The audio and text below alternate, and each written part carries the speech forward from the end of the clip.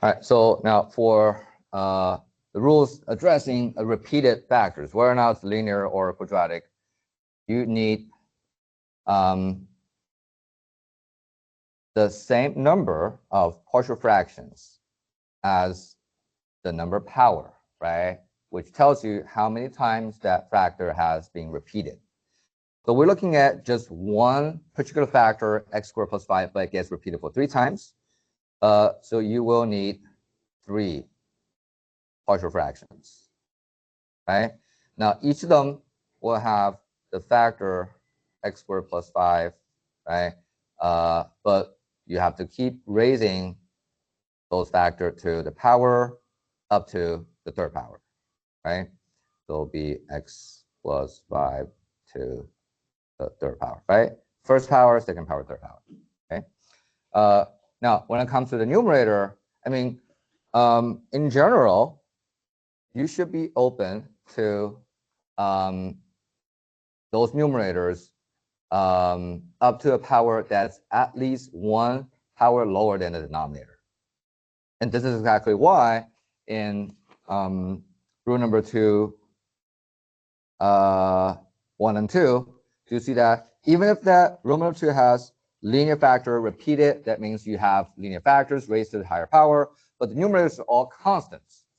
And the reason why is the denominator takes linear factor, right? Therefore, the numerator has to be at least 1 power lower than the denominator.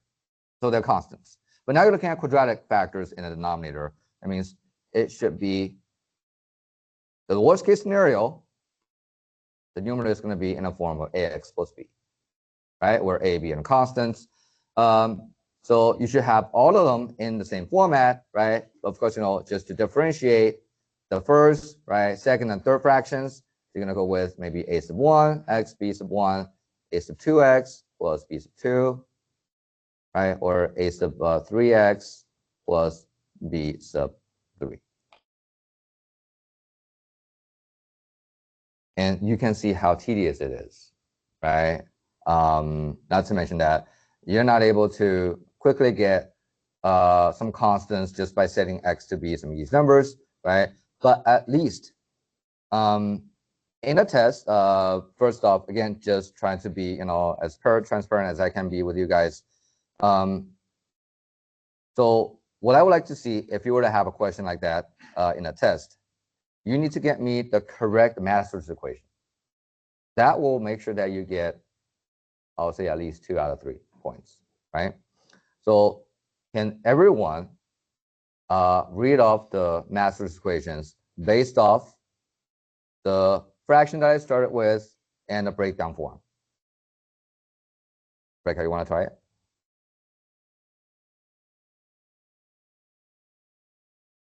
Mm-hmm.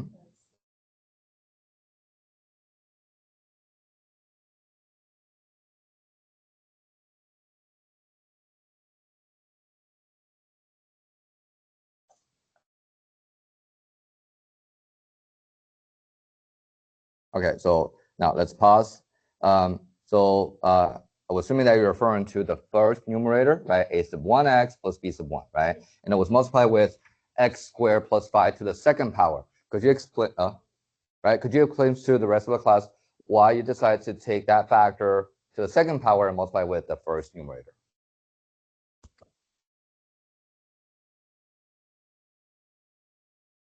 Mm-hmm. Right.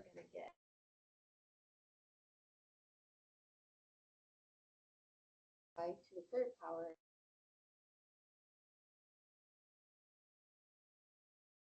Exactly. So basically she's saying that since we're multiplying across the board this guy, x squared plus 5, right, to the third power, right? So that means if this fraction gets multiplied with that, the denominator is going to be canceled, right? But you're still left with 2 powers, right, of this quadratic factor.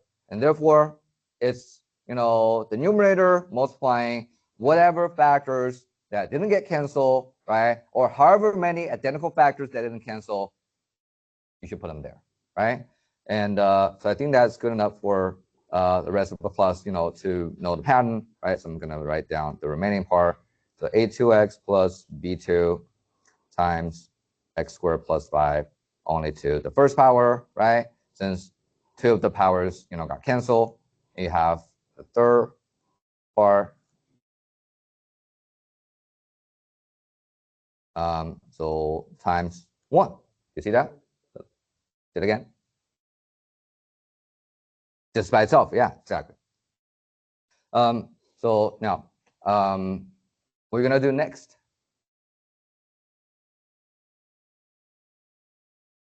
So, is it possible for us to do something just like exactly like the first couple letters in the packet by taking x to be some very special number? So I can probably get one of those 6 constants from A1 all the way to B3. Just take a close look at the right-hand side.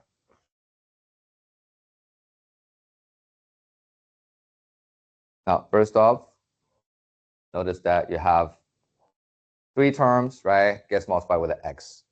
So if you want to kill them, then you need x to be 0, right? But even if you take x to be 0, right? Those 3 guys are gone, right? What about B1? Or B2? Or B3? Would you be able to kill any of them with x to the 0? Not really, right? Because when x to the 0, you have 5 squared, which is 25, right? And that's not a 0 first off, right? Not to mention that it will actually multiply with the B1 and also B2 and B3 anyway, right? Do you see that just by setting x to 0, you're still going to get B1, B2, B3 left over, right? So now, what else can you do? Maybe x to be plus or minus 1, plus or minus 2, right? You try it. So there's no way you can get any of those 6 constants left over by killing the rest of them, right? So now what do? You have 6 unknown, right? That means you need how many equations in general to solve for 6 unknowns? Take a guess. 6 equations. Because, we have solved a system of 2 linear equations and 2 variables, right? 3 linear equations, 3 variables. We didn't do the 4 linear equation with 4 variables, but there could be n linear equation of n variables. Not to mention A4, we'll be dealing with non-linear equations. But this is the golden rule. You need the number of equations to match the number of unknowns. It's like you need enough information, right? Sometimes it's solvable, but you do know if you have less equations than the number of unknowns, it's definitely not going to work out, okay? So that means you're getting to a very lengthy process by keep setting the x, to those easy numbers, right? 0, plus or minus 1, plus or minus 2, to get you 6 equations about those constants from A1 to B3. If you were to go with the route that we've been going through, right? Substitution. Or you definitely, more than welcome to try expand everything on the right-hand side to match the coefficient. For example, now, do you see that we have the cubic power of x on the left-hand side, right? Are you expecting any powers of x that's going beyond the 3rd power on the right-hand side? No, right? But do you see that by squaring x squared plus 5, you're going to get x to the 4th, right? One of the terms is going to be x to the 4th. But later on, it's going to hit the x, right? You get x to the 5th. Whatever constants that go before that term must be 0, since you're not expecting x to the 5th power, right? The same thing for x to the 4th power. But what if you get a whole bunch of terms that does get you x to the 3rd? Like a2x hits the x squared. That's x to the 3rd, right? Or is there another way to get x to the 3rd?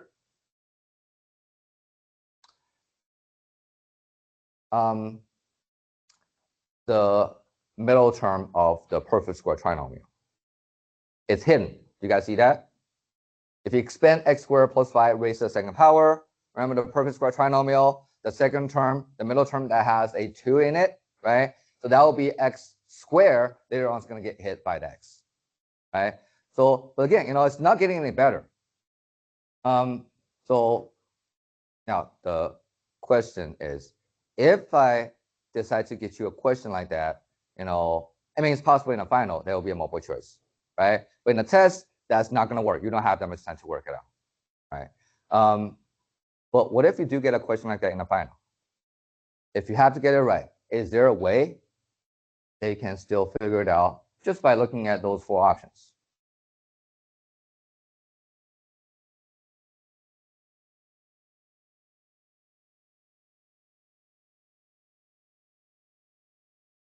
And you're not obligated to use the partial fraction anymore. So it's just some kind of a mysterious process, right? You don't know what it is, but you're just telling yourself that I have to figure this out. I need that point. I know that there must be a way to show that this guy seems pretty complicated, right? A rational exponent of x must be the same as one of those guys. How do you check? See, let's say, can A be correct?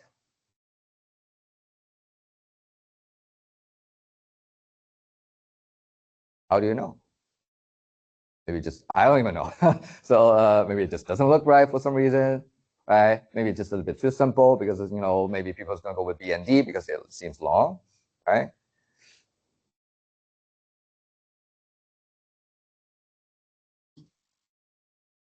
Say it again. Is there a reason why?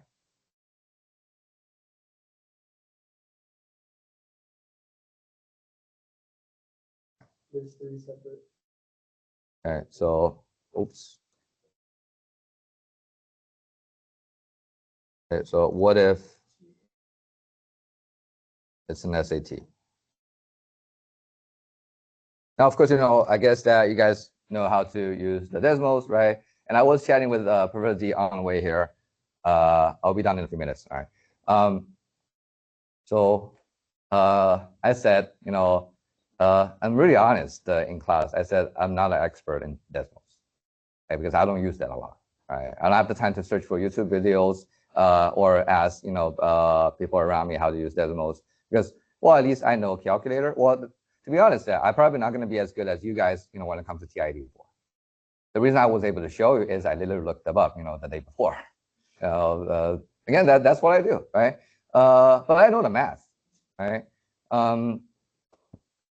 Professor D says that he told the students that he doesn't know Desmos. I think that might not be the case. Right? He does know it, but I will try to be modest, right? But I still feel like that, probably not a good idea to say that I doesn't know Desmos, right? I said I'm not an expert, just to be safe, right? But he said he doesn't know Desmos. Because I mean, at this moment, or you're at this level, right? So you're taking a college algebra class, or actually this is pre-cal, right? And you guys are going to be taking Cal 1, and some of you are probably going to have me in the spring for Cal 2, right? There could be potentially Cal 3, which might not be, a C restricted class, right? So if you're going to the STEM, right, and you're telling me that you're relying on the technologies to figure out everything, right, and you couldn't dictate the process in math, then there's something seriously wrong. Okay, you might be able to use Desmos to figure out the SAT, right? But here's the thing: pretend that you don't have Desmos at all, right? And you don't even have a calculator. The basic math, right? Or you can do some mental math. Why would you? I will say, why don't you think about what does it mean? Like they have X everywhere.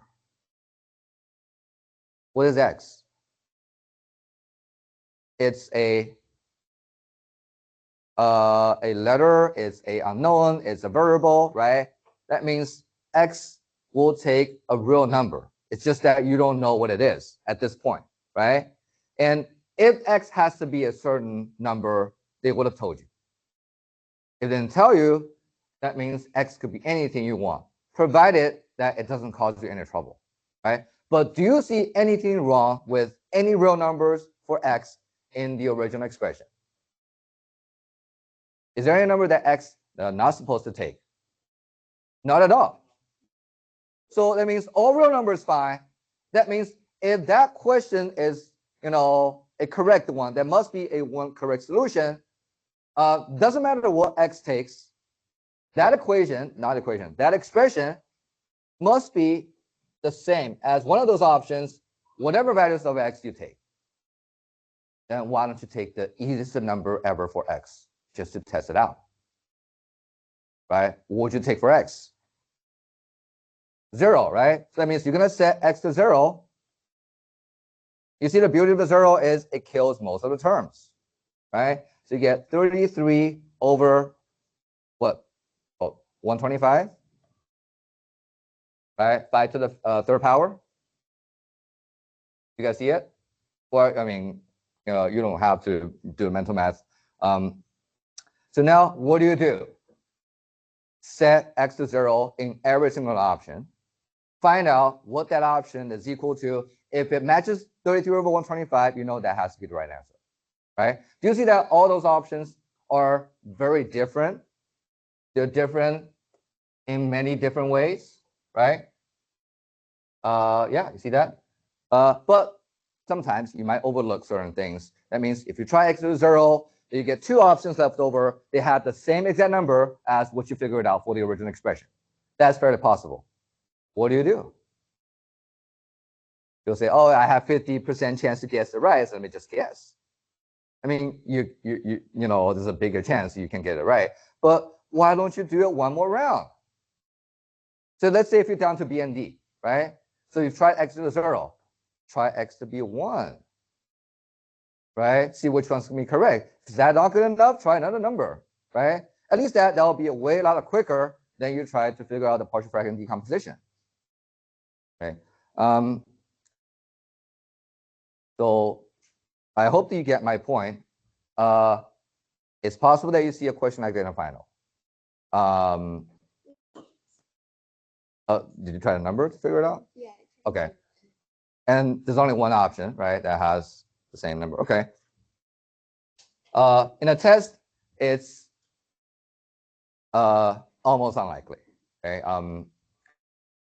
But you see that the same process is going to work out perfectly if you have linear factors, right? Either repeated, non-repeated, right? But most likely, if you get those questions in a quiz, linear, non-repeated factors, right? Break it down into the partial fractions, find out the Maxwell's equation, and figure out those constants. Even if you have to do it very quickly and show me all the work, that's very doable. Okay. Anyway, so I think that's a good time to have like a quick break, right? So how about you guys come back at 11? Then we'll move on to 8.4. Okay.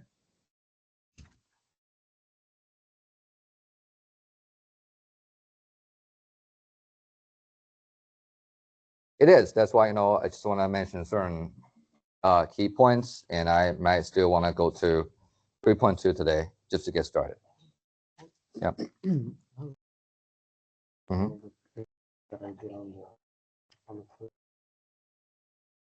you check? Can you check the answers that I don't want?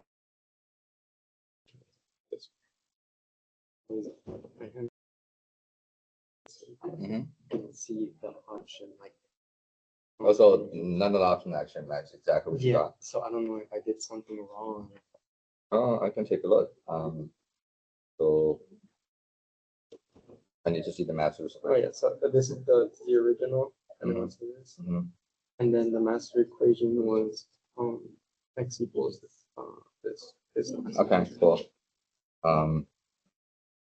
Put it on 2 of them. Okay, that's fine. So you take has to be -2, make that spawn, and 2. So what you get? Yeah, that looks fine. Now you can take this -3, so that's on -3, -1. Okay, that looks right. And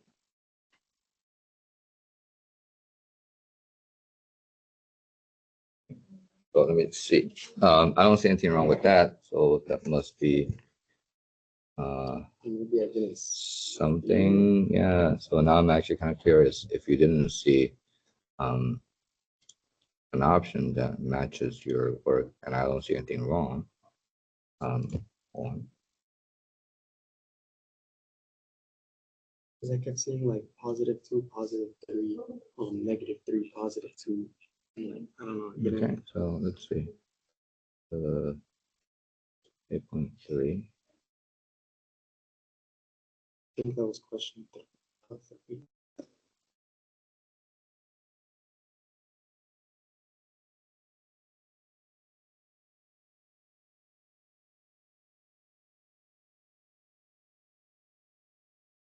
Oh, it's just switched around.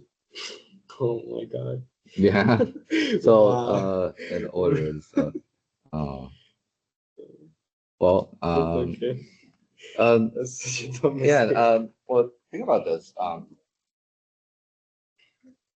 So this is like something you will never realize, right? It could be an issue until you made a, I won't say a mistake, right? So you saw that happen, then you should alert yourself that the options might be just scrambling, right? Those terms and constants. Just take a close look, right? Yeah, But I just like I'm not a good test taker. Like, every time, whenever, especially with a time limit, I just like. so then now think about this, I don't think anyone will be born as a good test taker. And it's not something that you can just by learning math and to be a good test taker, right? Because taking a test is different, right? Working on math. In this case, later on, it's not. So you should do something like I did, right? So try the value of maybe for a certain value for x, just to see that why you feel like picking one of the options, right? Yeah. Thank you. Mhm.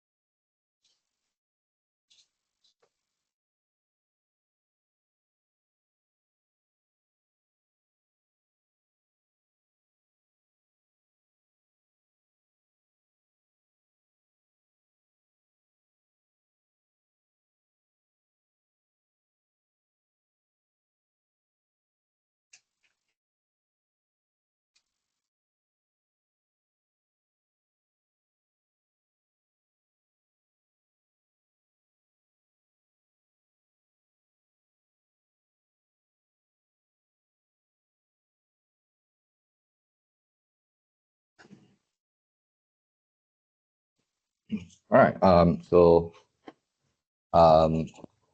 Please have a look at the patient guide. Since right now we're about to get started with 8.4, but you see me just briefly going through a few things that you might want to know. But since I said that it is really optional, I don't think there's homework in Pearson about 8.4.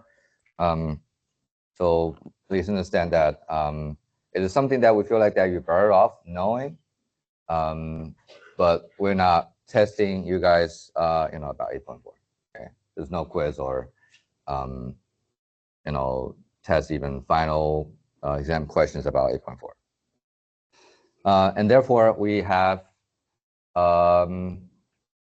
the next quiz, which is supposed to be about 3.2 and 3.3, right? And of course, the test number 2 will be about those 4 topics in chapter 3 plus 8.3, just so you know. Okay. And I do have the package for 3.2. I'll give you that, once I done, discussing, some key points of it for 8.4. And what I suggest you to do in the next couple of days, right before you come and see me next Monday, is to seriously get started, either practicing with the, partial fractions, right, to make sure that you get it over with, right? And also, by all means, start reading the packet 3.2. If we're able to get to, anything that you feel like doing something in a Pearson, then by all means, get started, right? And also, I haven't got the chance to post the section map for chapter 3. I'll do that, during lunchtime, because I was meeting students in the morning. So just a little heads up, so in case that you guys freaked out when you see the section map, the first 40 questions on that chapter 3 review packet is about 3.2. All right. Yeah, 40 questions.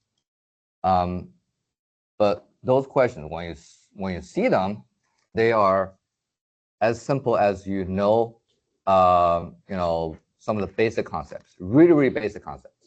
For example, do you know how to tell the degree of a polynomial? Yes, right? And the answers are just whatever degree you think it is, 3, 4, 5.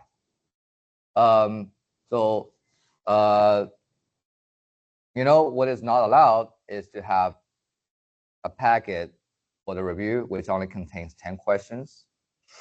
And I'd be pulling, from the question bank, 5 questions for the test. But it's absolutely okay to have 100 questions on a review packet, and we pull 20 questions from the question bank for the test, right? Because that's what they do in SAT. Why do you think those third-party website has the question banks, right? Over a couple thousand questions. You're only getting 40-something questions in SAT, right? Of course, they keep recycling, keep coming with the new questions, right? So please understand that. And there's a reason why, even for easy questions, even for every single topic, there are a lot more questions about that same topic that shows up on the review packet, right? There's a good reason for that. Anyway, okay, so let's take a look at 8.4. Oh, I better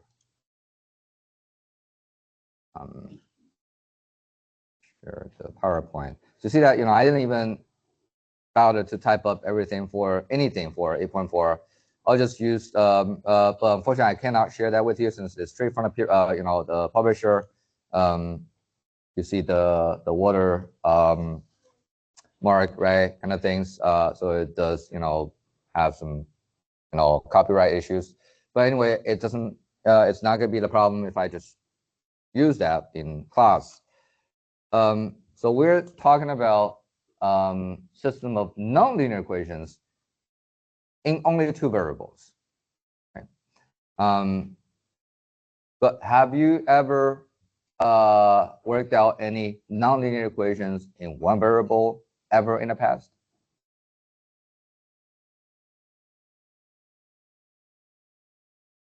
You guys come up with a nonlinear equation in one variable. What does it look like?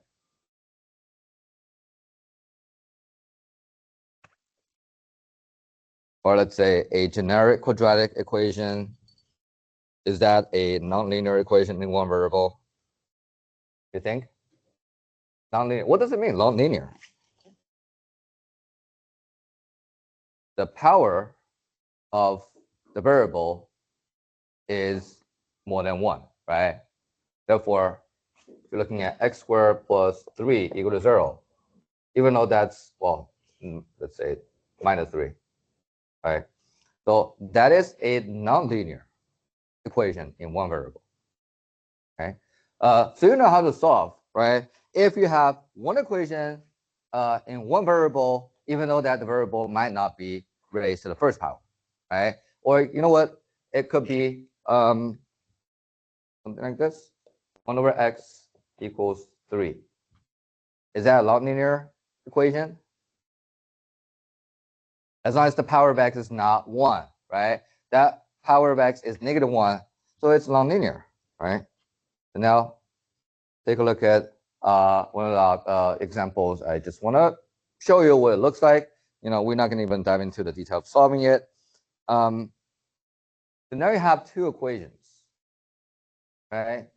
The first one has a second power of x, right? But y is to the first power. So, but just because the x is raised to the second power, it's good enough to call it nonlinear, okay? But it's in two variables, right? Now, do you remember what I just said maybe 10 minutes ago? How many equations do you need at least to solve for, say, two variables? You need two equations, right? And therefore, they have to get you one more equation, right? And the second equation, is it linear or nonlinear? The second one, 4x minus y. It is linear, right? But the first equation is a deal breaker. It's already nonlinear. Therefore, the system is nonlinear. Okay. Now, what method they decide to use to solve the system? Substitution method, right?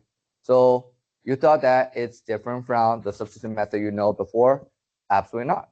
It's the same exact method. It's just that there's some subtlety that you have to deal with. So now let's see, what did they do? They say, now why don't you pick an equation, whichever you want, isolate one of the variable, right? And guess which equation they picked?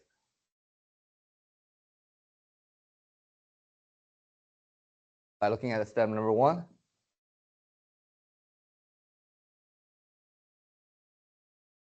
Are you sure? That's the first equation that has the square in it. They picked the first equation to isolate one of the variable, right? And they were able to write y in terms of x squared plus 1. You guys all see it? So now the most important thing you have to know about the substitution method is once you've used one of the equations to isolate one of the variables, you're gonna substitute that into the other equation, right? The one you haven't used. So they're gonna take this guy, right? Substitute it back into the second equation to replace the y. And that's what they did. Do you see that? It was 4x minus y equals -1, but whenever you see a y, you replace it with x squared plus 1.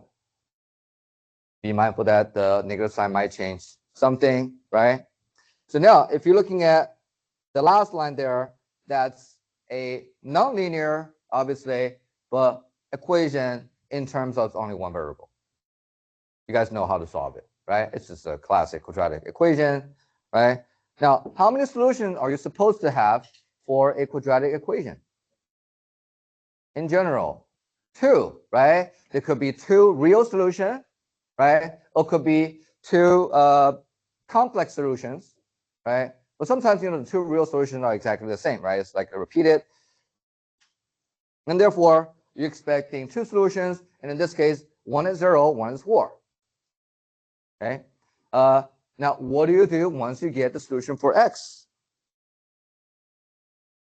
We still need to solve for y, right? How will we do that? Put it back into, oh, that's yours. Yeah, put it back into the other equation. Don't worry about the lines, right? So like I said, you don't need decimals or TI, to do something like this, but you could.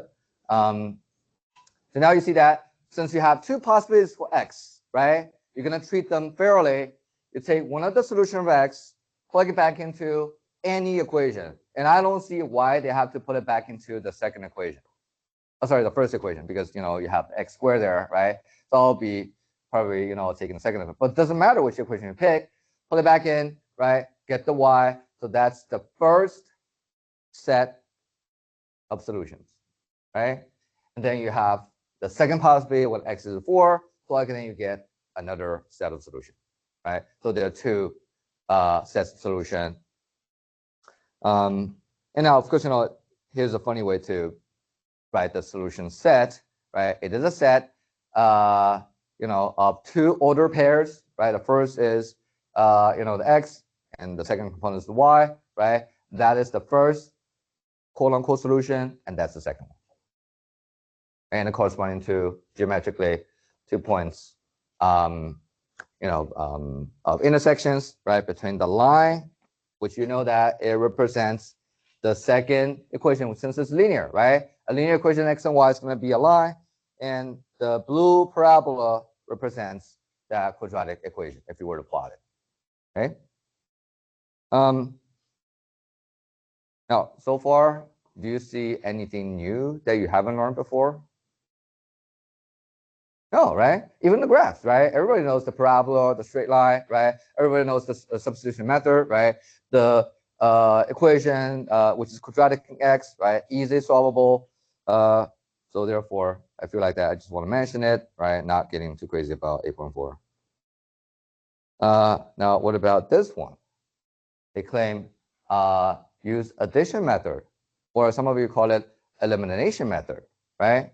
But I guess that people are not happy about the x squares and y squares, right? But let's say what difference it makes if I wish I can, but I didn't put the OneNote. So if I think I can do that with okay. Right. Now, if you don't like the x squared,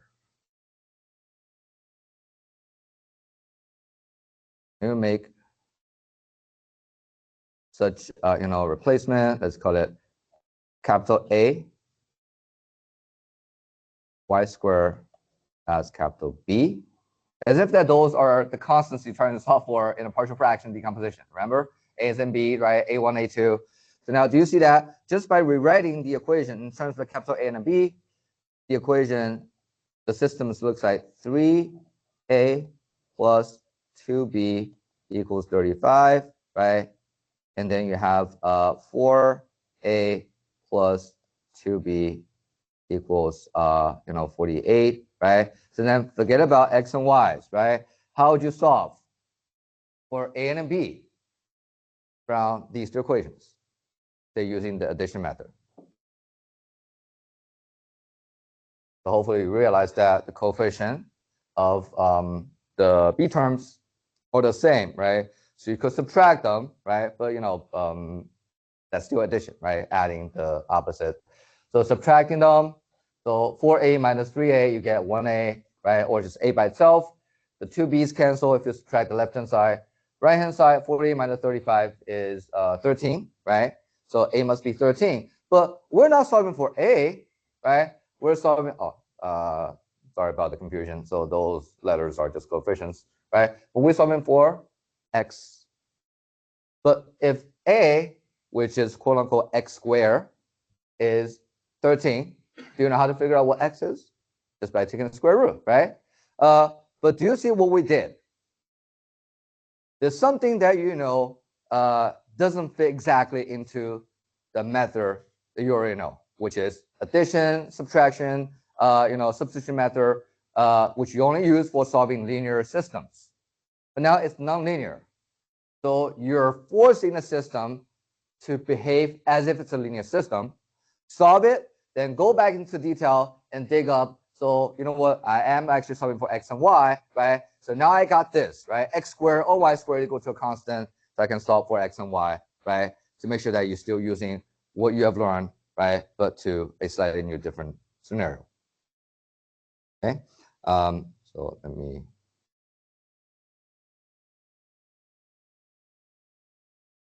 Move on to the last example I want to show you. Now, of course, in a real world situation, it's not very likely that you can get an easy equation set up in terms of one variable to solve for a real world problem.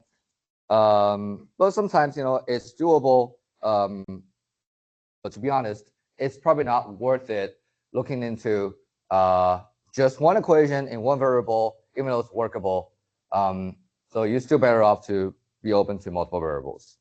Like in this case, they're trying to find the length and width of a rectangle whose perimeter is 20, but the area is 21.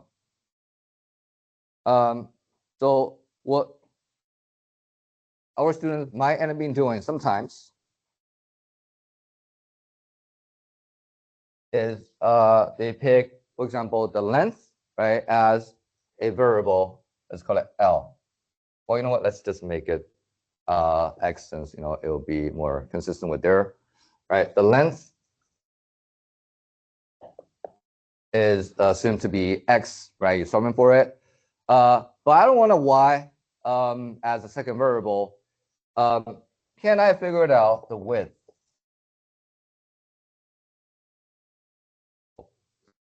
It looks weird. The width of the rectangle in terms of x. What do you think would it be? I know the perimeter is 20. Area is 21. Assuming that the length is x, how much will be the width in terms of x?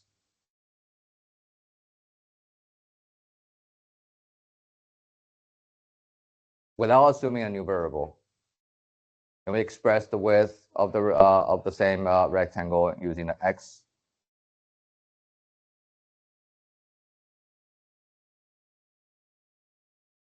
Well, how do you calculate area? Length times width, right? If you want the area to be 21, assuming that the length is x, can you do 21 over y? Oh, sorry, not 21 over y. 21 over x. Does it make sense? That's length, right? Oh, that's length, that's width. Or can anyone figure it out using the perimeter to get the width in terms of length x? So now the question is, how do you calculate the perimeter of a rectangle?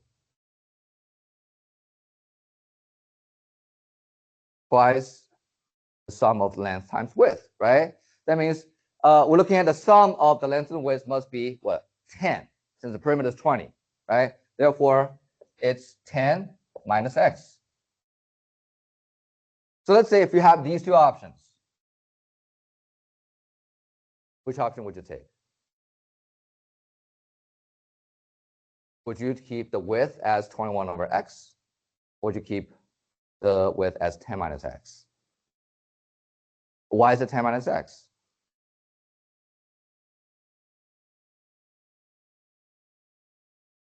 Because you guys see that in general, this guy is a bit troublesome, right, than this guy. Not to mention later on, once you set up equations, I'm going with 10 minus x. That means I've used the parameter, right, to assume the length and the width in terms of one single variable. So now I need to use the area to set up the equation about x, right? So now the area is 21, right? But the way to calculate the area is take the length times the width, the width, right? 10 minus x. So now you're looking at a nonlinear equation in one variable, and you know how to solve it, right? But of course, you want to make sure you expand everything, right? Rather than in terms of a classic quadratic equation. But this is now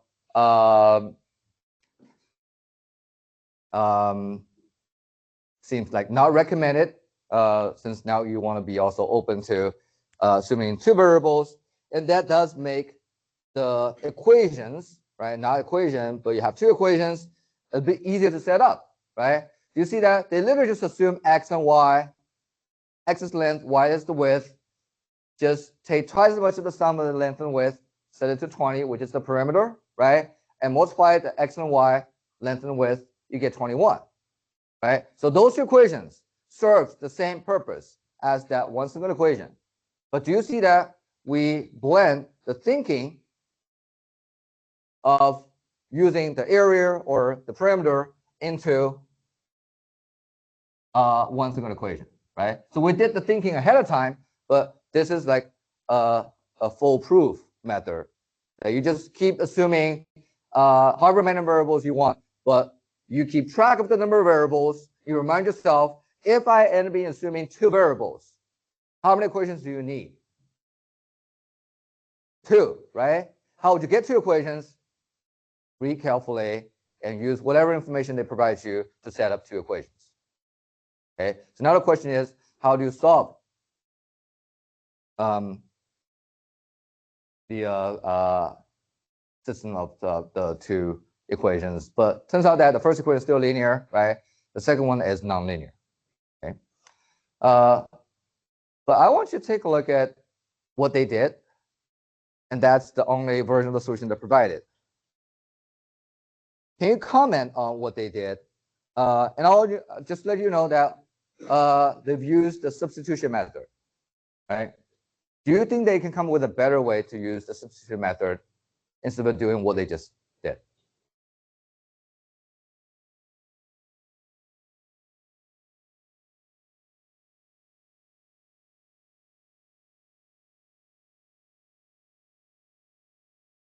Looks like that they picked the second equation.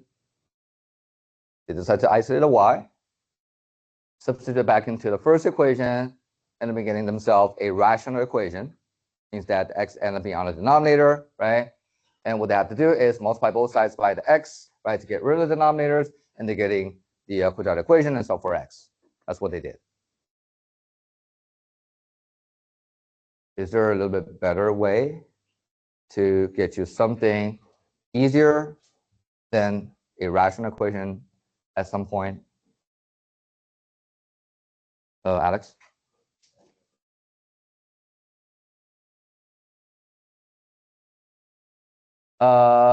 Okay, so now, yeah, so the common factor 2 could have been, crossed out, right, in the first place. That's one thing. But since Alex was looking at the first equation, would you say that the first equation is better than the second equation when it comes to isolating the variable? So if you want to do the same thing, isolating y, you do that from the first equation, and you put it back into the second equation. You're not going to get any rational equations. You guys see that? Or do I have to write it down?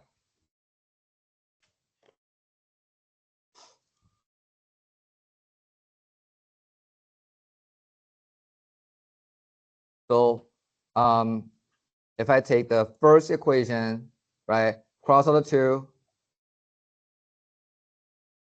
so you're looking at x plus y equals 10, right? Obviously, because the sum of the 2 must be half the perimeter, right?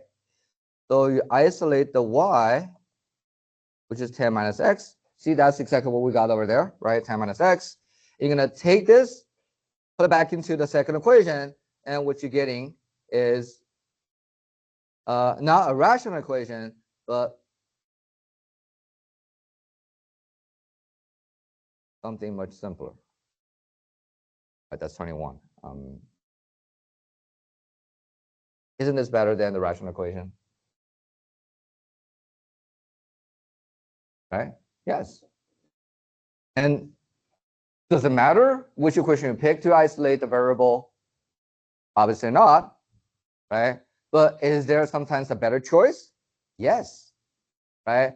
Well, when I say better, it's you're trying to act smarter as you're trying those problems in different ways, and you see that, oh, this is probably going to be a better choice, right? But that's not going to, work out right away. You're going to gain some experience doing that. But I'm saying, since now you're moving away from the linear system, so yes, you have added complications due to nonlinear equations, due to multiple variables and multiple equations, right? But that means you also have more freedom to do something to make your life a little bit easier, okay? Not to mention, again, there's a reason why, it's not me decide to skip 8.4. The college decided that not to put 8.4 as one of the topics. Okay, but it was our department decided that we'll mention 8.4, right? But we're not going to test you guys because I do want you to know that your job when it comes to solving equations or system equations doesn't end with linear system, right? There will be higher powers, right? Nonlinear, things could be a lot more ugly than what you see over there, but the method still works out, right? Since they're still using addition or the substitution method. Okay. Anyway, so that's what I want to do about the 8.4. Okay.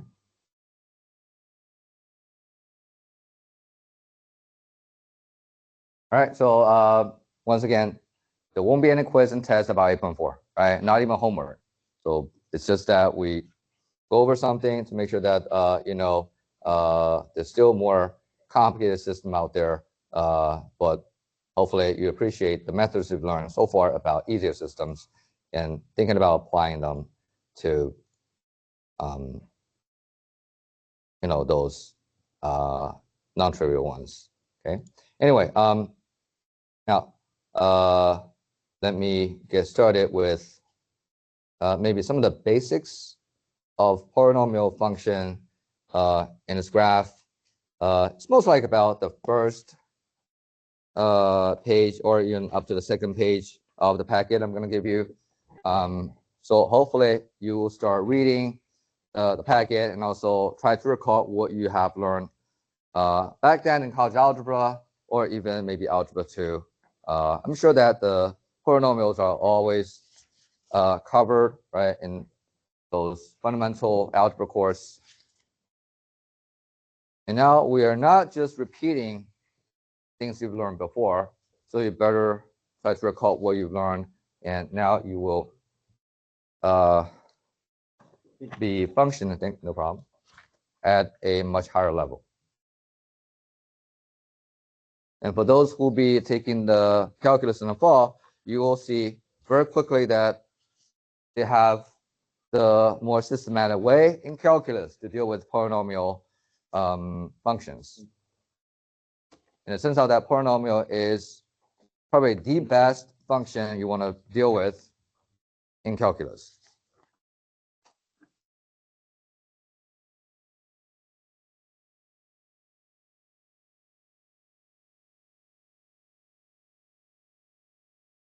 All right, so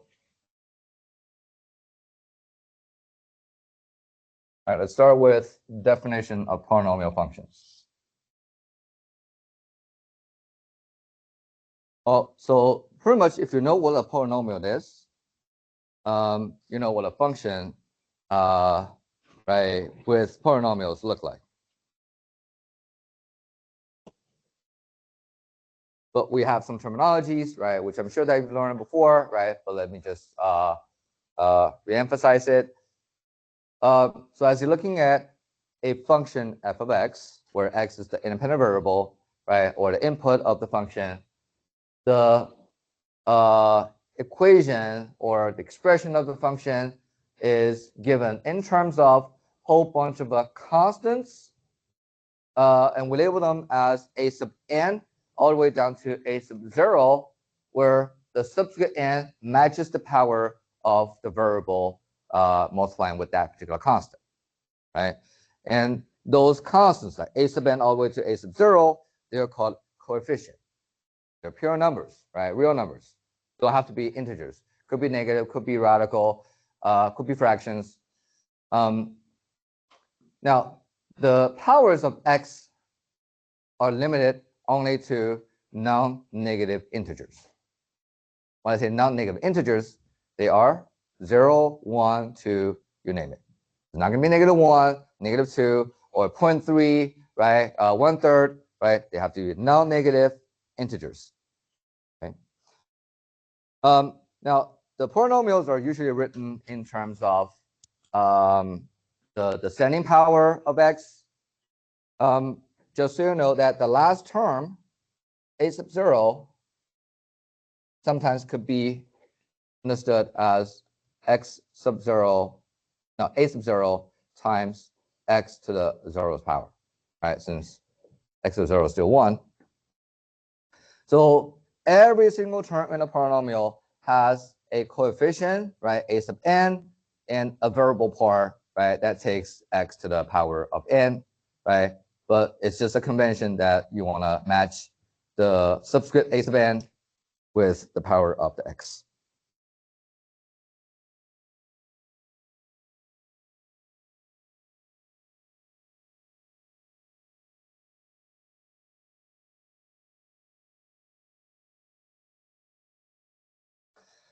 Now, the n, which is the highest power of the polynomial, is known as the degree of the polynomial.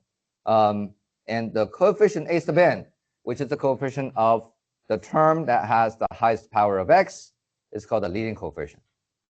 And these concepts are very important, and we keep using, referring to them later when it comes to understanding the behavior of a polynomial function and how to graph those functions.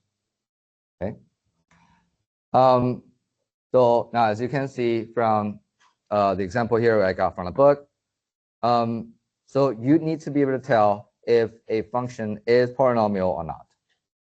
And our test, or even not necessarily quiz, I don't think I want to check these things in a quiz, but test questions could very likely be about something as simple as, do you know, even if you have a radical 2 as a coefficient, the first guy is a polynomial function.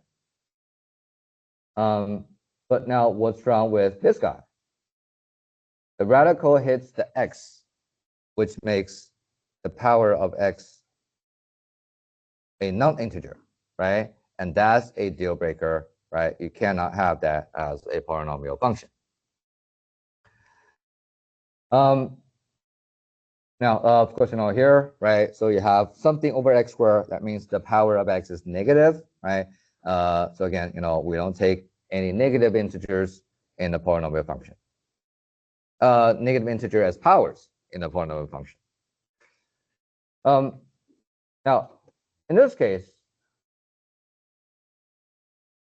you should be able to tell that it's still a polynomial, right, without expanding it, because I don't see any point of expanding it, right?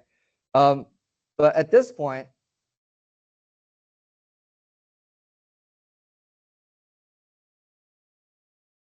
are you guys able to tell the degree of this polynomial and the leading coefficient of this polynomial without expanding? even though you already see what the degree or the leading coefficient is, right? So let me zoom in a little bit.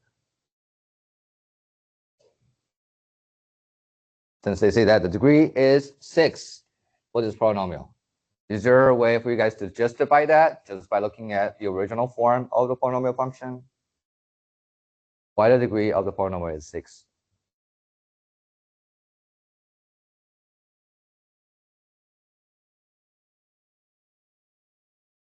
So the x to the 4th, later it's going to hit x and another one, right? So there will be a term where x will be raised to a power as high as 6, right? And therefore, you know, that's good enough for you to tell that the degree is 6, right? And now, how come that the leading coefficient is still -3, the same as the coefficient of this guy, right? Is that a happy coincidence? Or it meant to be like that in this case? The leading coefficient for this guy must be whatever number that's multiplying x to the 6th power, right? How would you get a term of x up to the 6th power? It seems that you have no choice but to take -3x to the 4th and let it multiply with the 2 x's. And the constants in front of those x's is 1, and therefore it's not a coincidence, because if you do have non-trivial constants, you do the same way and getting something which is not -3, right? But in this case, it works out since the constants or the coefficient of those 2 x's are trivial. Okay. Now, I hope that these things are, you know, still basic enough, right? Just to remind you, and therefore you will see from, you know, the chapter 3 review packet. Since I said there are 40 questions, right, about 3.2, there are questions at the level just like those problems. Now, the second bullet point is a pure concept. It's not very straightforward to you at this point probably, but this is something that we rely on in calculus. Right, but of course in calculus we're going to prove it to you. Why? The graphs of every single polynomial function, no exception, must be a smooth and a continuous graph. Okay, and don't feel like that we get to just say it, you know, randomly that, oh, the graph looks smooth and you know, continuous. But in calculus, it is a very you know, harsh requirement for functions to be able to have a smooth and continuous graph. Okay, and it turns out that there could be a lot of graphs that are continuous but not smooth enough. Okay, that's why you see that here you have some kind of a smooth, right, curves, right? No like a sudden change of the trend. There's no disconnected part, right? No you know what they say, like sharp corners, right? As you saw on, you know, the right hand side, right? Like those things.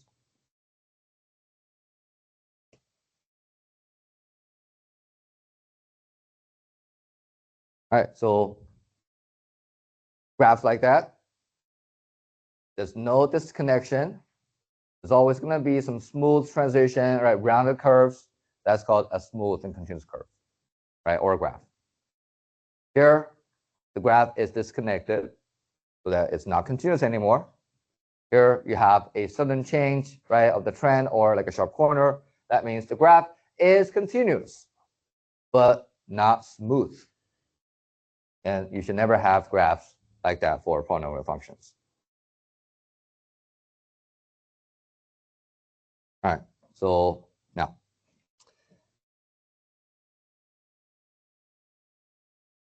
have you guys heard of end behavior? Maybe back in algebra 2, did they say something about that? Maybe in polynomial function, or most likely in rational functions, right? You guys know what HAVAs are, right? You know, I guess that you have to know how to find them, right, and use them to graph. And it turns out that we do have to do something like that. But again, you know, somehow we'll make sure that you function at a higher level than algebra 2. So, but check this out. So again, I'm sure that you probably have seen something like this. They're calling it the leading coefficient test, right? So no matter what it is, they're saying that those four are the only possible behavior of any kind of polynomial functions when it comes to the end behavior or an end trend, which means that whichever polynomial that you'll be studying, the graph can only start from, let's say, the top right or the bottom right. It could go only into the top left or the bottom left. Do you see that? The graph will always approach all the way up, which means that the function value can go all the way to positive infinity, or all the way down, function value could be as low as negative infinity, right? But you will only get to a positive infinite or a negative infinite function value if you take the x to be infinite large, or all the way to the right, right? Make it like a positive infinite, or making the x to be infinite small, right? Or infinite negative, things like that. Okay, so behaviors like that.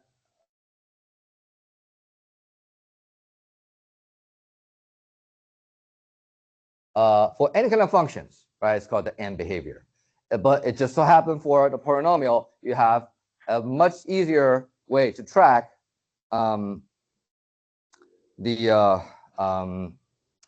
let's say, the end behavior of a function. Right? So now, here's a quick check to see if you do understand how important it is to know there are no other possibilities for the end behavior of a polynomial function.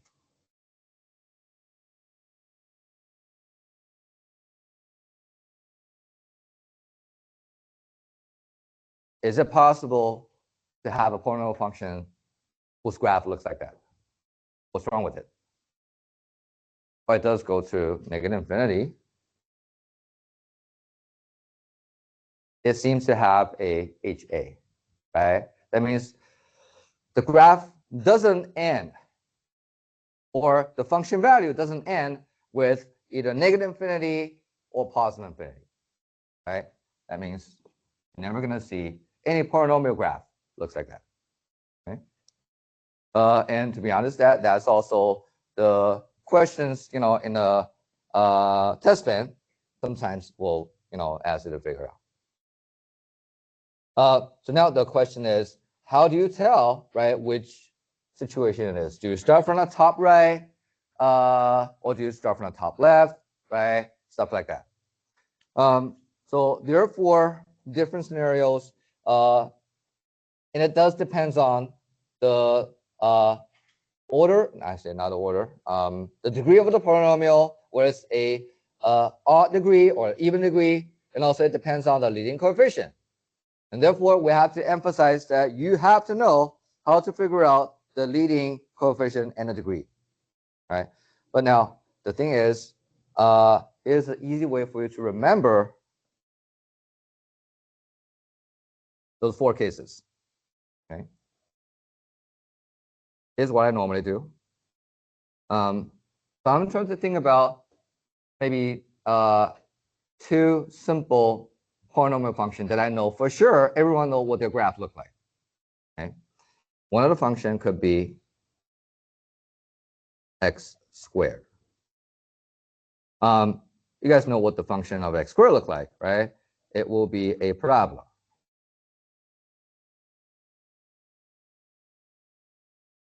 Now another one will be x to the third. That one is probably something people sometimes end up forgetting, right? But does anyone know the graph of x cubed look like? I mean, roughly. Okay, looks like a tangent function, right? Right. Something like that, right? Okay. And do you see that I go with the positive leading coefficient, right? Both leading coefficients are 1. That's an even degree polynomial, that's a odd degree polynomial. So we're talking about the general trend, but that works out perfectly with the simplest case of an even and odd degree polynomial. That means you should use these two to remind you not about what's going on in the middle, but the end behavior. Do you see that? So now let's see.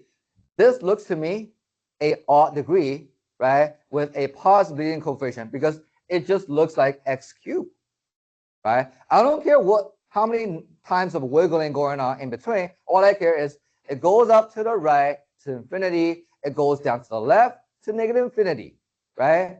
And that's a odd degree polynomial with a positive leading coefficient.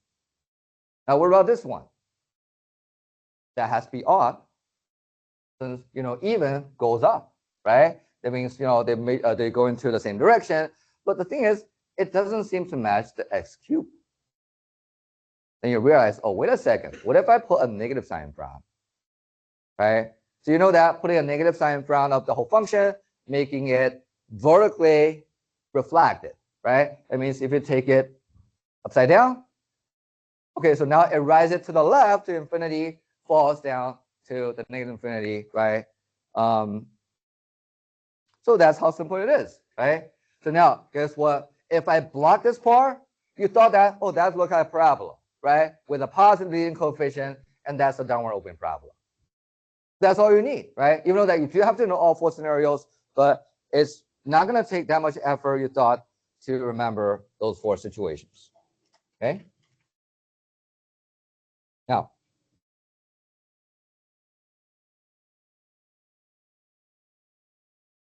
something you can do before you go. So you have some space to write on the packet, right? Can you sketch or describe the end behavior of these two polynomial functions? Okay, using, I can scroll up a little bit, using the leading coefficient test. Go ahead. I'll wait for just a minute or two. Right. So again, write a few words, or if you feel like just sketching, however you can do to show me or remind yourself in a test if you have to do a multiple choice like that, the end behavior of these two functions.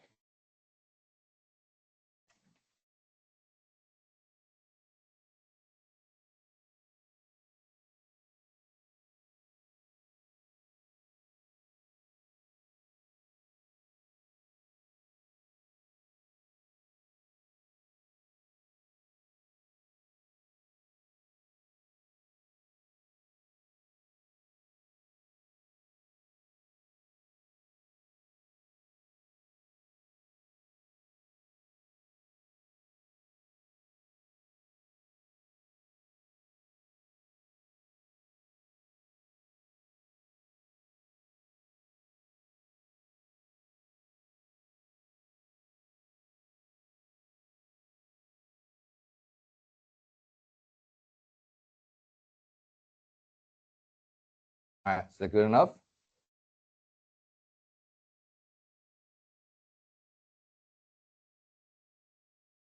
All right, so let's see if it makes sense. Letter A, the leading coefficient is positive, right? The order, sorry, I keep saying the order. The degree is odd. That means I should be looking at, scroll up a little bit. So I should be looking at the cubic function, right? As if it's just a cubic. So it goes up to the right to infinity, goes down to the left to infinity. I put question marks in the middle because I don't know what's going on. But that's what I care at this point, the end behavior. Now this one, so I'm looking at a negative leading coefficient, since -4 later is going to multiply with 1 and 1, right? But the degree is 6. Since you're going to square this x, right? So you get x squared times x to the third. So x to the 6th. It's an even degree polynomial. So you should compare that with the x squared, right? With a negative leading coefficient. So it should be a sort of like a downward open parabola. And therefore, both end behavior is going to go down to the left and right. Okay.